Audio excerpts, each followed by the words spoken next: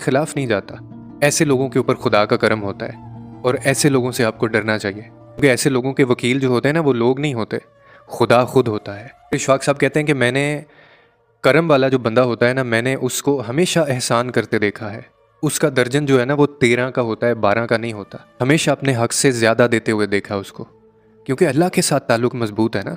तो अल्लाह जब देने पे आता है, उसकी जो शान है उस तक तो हम नहीं पहुंच सकते, लेकिन जो अल्लाह को मानने वाला होगा, जिसके ऊपर अल्लाह का करम होगा, वो भी खुले दिल का मालिक होगा। तो इसीलिए अगर आप भी चाहते हैं कि आपके ऊपर भी खुदा का करम हो, तो आपको भी अपना जो दर्जन है ना, वो 12 का नहीं 13 का करना पड़ेगा।